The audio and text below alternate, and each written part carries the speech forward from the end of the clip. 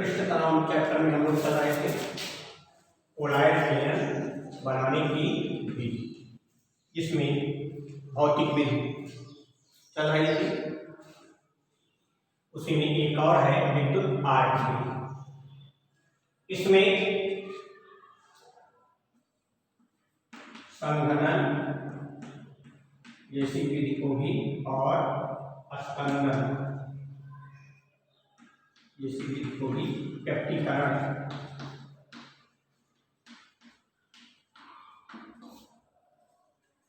स्कंदन क्या है इसको हम लोग पढ़ चुके हैं। संगणन क्या है इसको यहां पढ़ेंगे। विद्युत आर्क विधि क्या है? एक विद्युत रोधी पदार्थ के बने हुए पात्र में हम उस पदार्थ को लेते हैं जिसका हमें कोलॉइड विलयन प्राप्त करना होता है। सिल्वर, गोल्ड, प्लेटिनम जैसी महत्वपूर्ण व बहुमूल्य धातुओं का कोलॉइड विलयन इस प्रकार से इस विधि द्वारा बनाया जाता है, जिससे सिल्वर साथ मिल जाता है, गोल्ड साथ हमें मिल जाता है। विद्युत आर्क है क्या? विधि क्या है? जिस भी पदार्थ का हमें कोलॉइड विलयन बनाना है उसकी मात्रा हम यहां ले लेते हैं और 2 इलेक्ट्रोड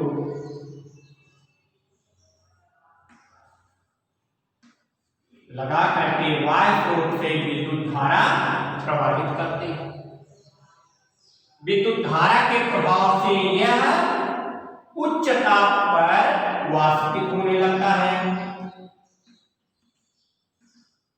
वाष्पित होने से सिल्वर, गोल्ड के अणु वाष्प रूप में ऊपर जाने लगते हैं, जहां पर हम संघनन की भी व्यवस्था करिए रहते हैं।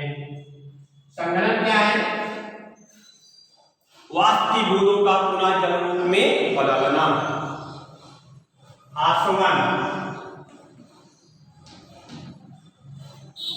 आसवन भी इसे कहते हैं।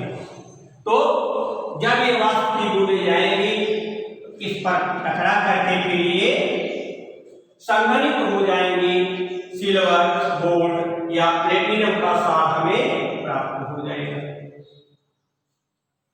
प्रक्रिया अगर आपको देखना है तो आप लोगों ने देखा होगा उबलते हुए पानी में ऊपर अगर आप प्लेट रख दें तो प्लेट के ऊपर जो है हमें जल की बूंदें दिखाई देती है। ये क्या है? संघनन, वाष्प का संघनन। उसी तरह से यहां भी एक प्लेट लगा दी जाती है जिस पर गोल्ड, सिल्वर या प्लेटिनम के वाष्प संघनित अवस्था में प्राप्त हो जाते हैं और उसी संघनित अवस्था को हम सिल्वर साल्ट या गोल्ड साल्ट जिसका पदार्थ लेंगे उसी का कोलॉइड विलयन साल्ट अवस्था में हमें प्राप्त हो जाएगा। ये था हमारा भौतिक विधि।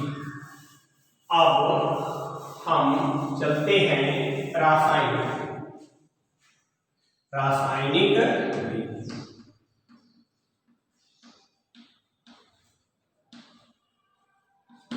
तो रासायनिक विधि मालूम है कि रासायनिक क्रियाओं पर आधारित होगी, रासायनिक पदार्थ उसमें उपयोग किए जाएंगे। तो रासायनिक विधियां कई प्रकार की हैं। अपचयन, दूसरा ऑक्सीकरण, तीसरा अपघटन,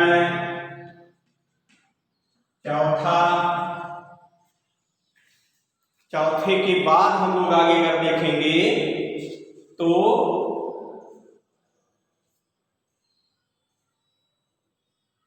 जल अपघटन। क्या है? जल। अगर यहाँ दोनों अक्षर में कंफ्यूजन हो रहा है, यहाँ मिला लेते हैं उभय अपघटन।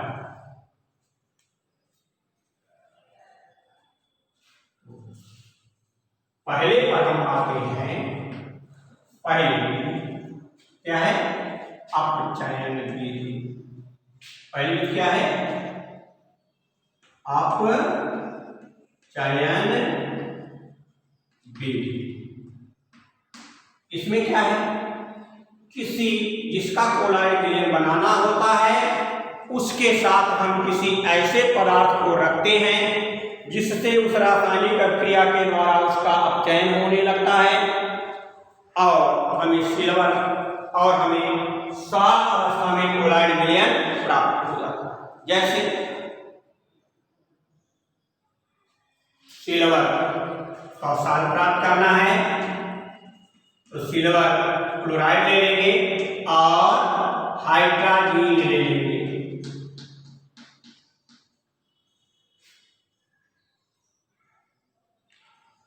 तो हमें सिल्वर का साल प्राप्त हो जाएगा, इसका अपचयन हो जाएगा और हमें सिल्वर का साल मिल जाएगा। अब क्रियाएं क्या होती हैं? अब क्रिया क्या होती है? AuCl3 प्लस NH2 NH2 ये हाइड्रोजन है, Aeromar Au plus HCl plus N2 gas के रूप में निकल जाएगी, HCl भी गैस के रूप में निकल जाएगी और सिल्वर का हमें मिल जाएगी। बैलेंस कर लें हम लोग।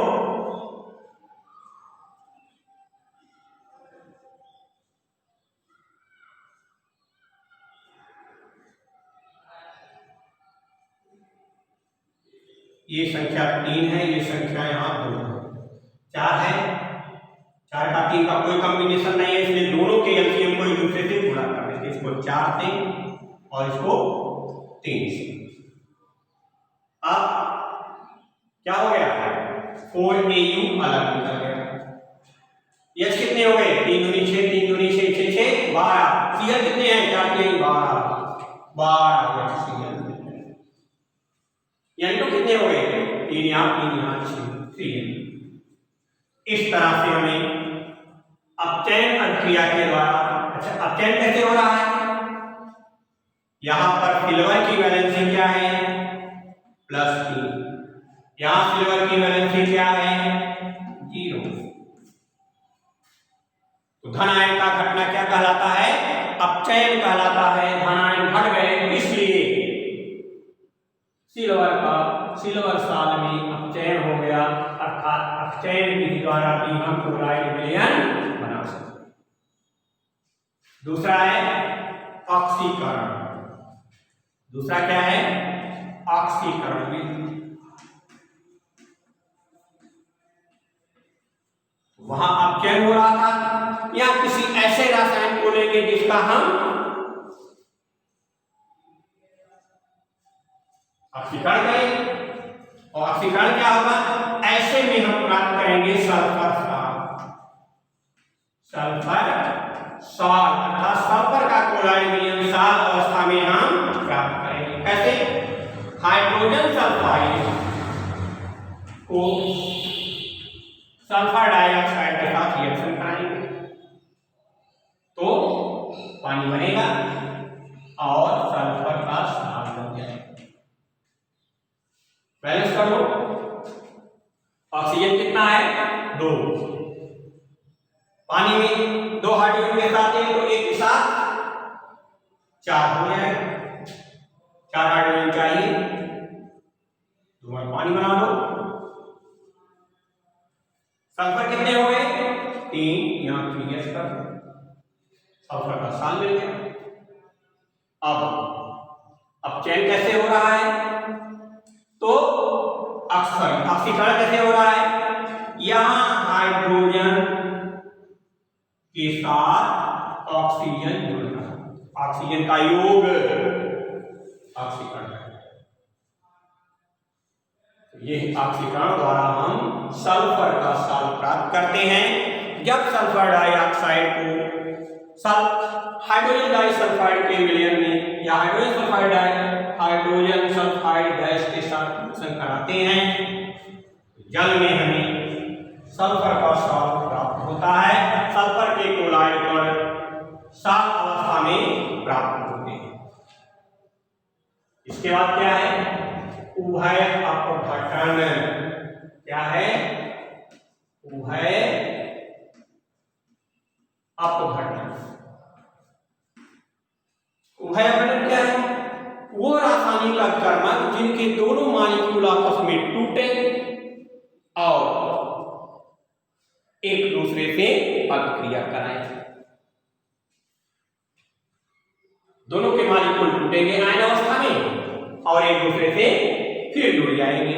वो दोनों का अपघटन होगा, दोनों को एक दूसरे से फिर वियोग होगा, एक के आयन दूसरे में और दूसरे के आयन अगले के साथ जुड़ जाएंगे। जैसे आर्सेनिक,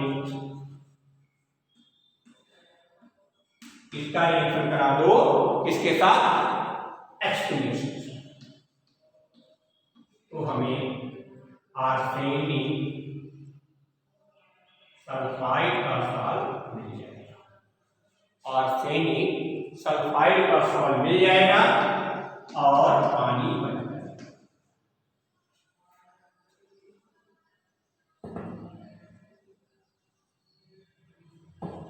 हम यहाँ 3 मॉलिक्यूल लेंगे, यहाँ 3 क्वार्टर बना लेंगे। तो ये क्या है? आर्सेनिक सल्फाइड का सॉल्ट। आर्सेनिक सल्फाइड जो क्लोराइड प्राप्त होंगे किस अवस्था में होंगे? सॉल्ट अवस्था में होंगे।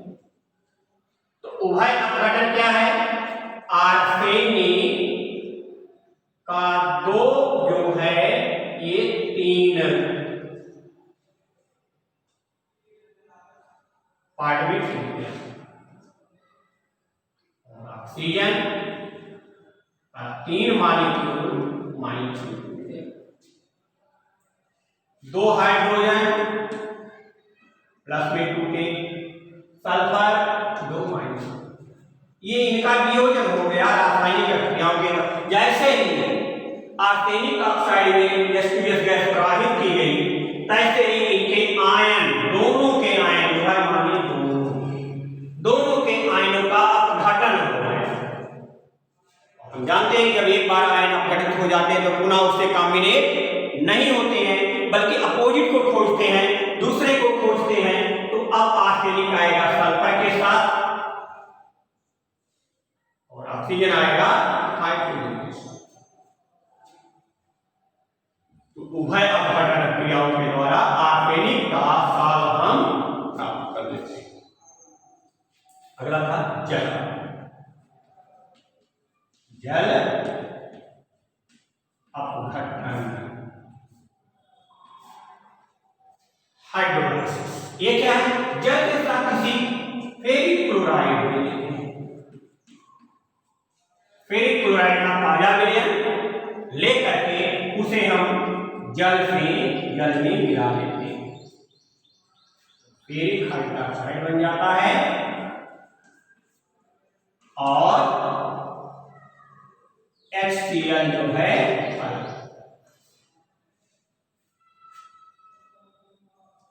मॉलिक्यूल ले।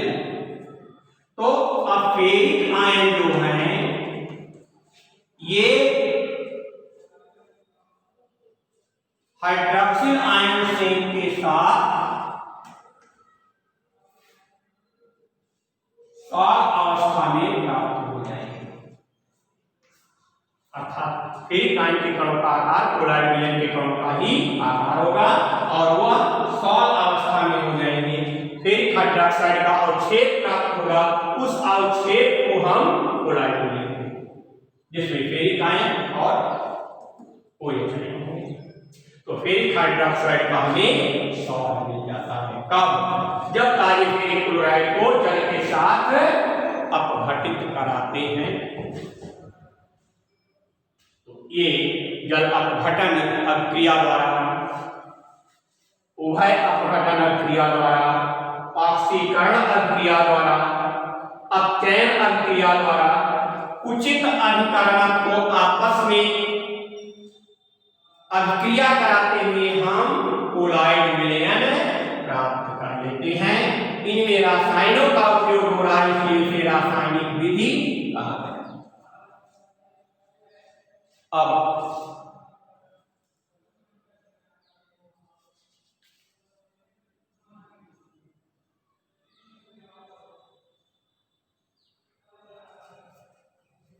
एक और विधि है आयन विनिमय। इसी रासायनिक के अंतर्गत ही आ रहा है, देख लो किसी में मिलेगा किसी में नहीं मिलेगा, बट कंपैरिजन के लिए इम्पोर्टेंट है। तो आयन विनिमय विधि क्या है कि आयनों का विनिमय हो जाता है जब वे किसी उपयुक्त परिक्षेपण माध्यम में पाए जाते हैं। जैसे सल्फर जो है एल्कोहल में विलय है और जल में अविलय है। तो जब जल प्लस एल्कोहल में सल्फर मिलाते हैं तो सल्फर का कोलाइड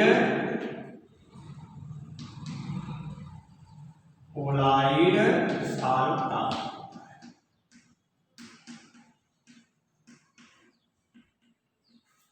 अर्थात एल्कोहल में सल्फर जो घुला हुआ वो जल के संपर्क में आते ही कोलाइड कण के रूप में अवक्षेपित होने लगता है और उसे सल्फर का कोलाइड साल्ट कहते हैं। अर्थात इस आयन विनिमय विधि द्वारा भी हम कोलाइड विलयन प्राप्त कर लेते हैं। इस तरह से कोलाइड विलयन बनाने की भौतिक और रासायनिक विधियां आपको समझाई गई। एक और टॉपिक इसके बाद आएगा कोलाइड विलयन के अनुप्रयोग। चलिए आज चैप्टर को खत्म भी कर दिया जाता है। कोलाइड विलयन के अनुप्रयोग, कोलाइड विलयन के अनुप्रयोग क्या है?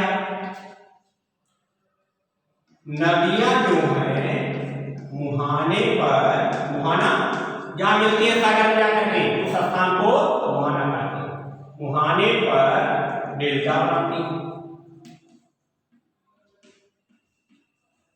कैसे?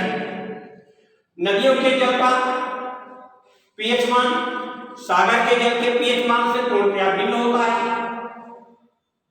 नदी में जो लवण है सागर के लवण से पूर्णतया भिन्न है। जब ये दोनों आपस में कॉम्बिनेट करते हैं तो इनके लवण जो होते हैं वो सेटल डाउन हो जाते हैं, नीचे बैठ जाएंगे।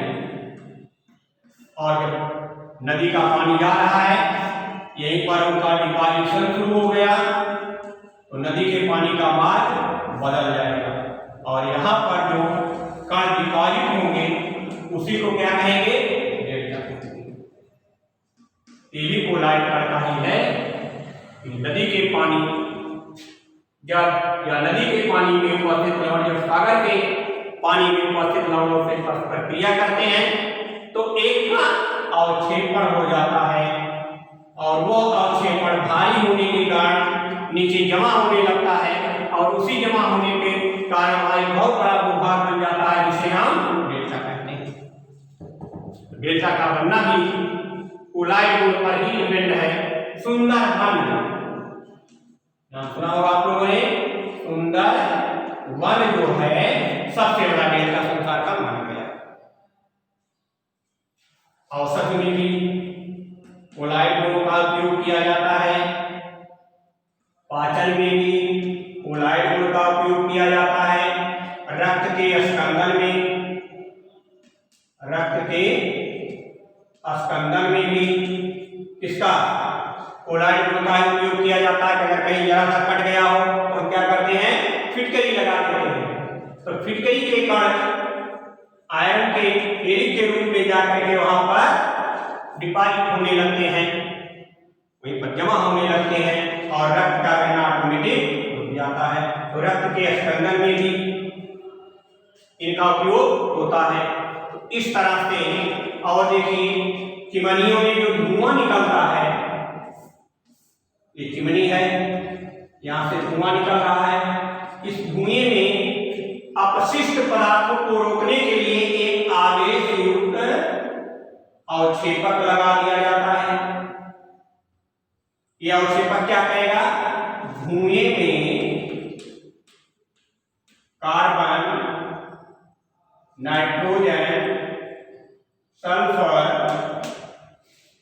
धूल आज के भारी कणों को, कैडमियम, निकेल, आयरन आदि के कणों को अपने में चिपकाना शुरू करेगा और नीचे धीरे धीरे अवक्षेपित होते रहेंगे और शुद्ध धुआं जो है, प्रदूषण रहित धुआं जो है वायुमंडल में मिलता रहेगा।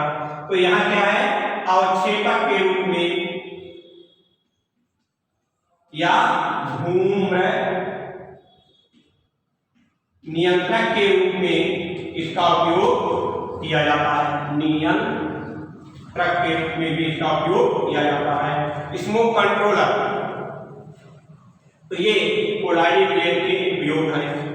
इस तरह से चैप्टर आपका जो है ये भी लगभग खत्म हो गया। कहीं कोई प्रॉब्लम होगी तो आप लोग अपनी एनसीईआरटी की बुक से उसका अवलोकन करेंगे। प्रॉब्लम होगी किसी वीडियो पर उसको भेजना शुरू करेंगे, सॉल्यूशन आपके तक पहुंच जाएगा।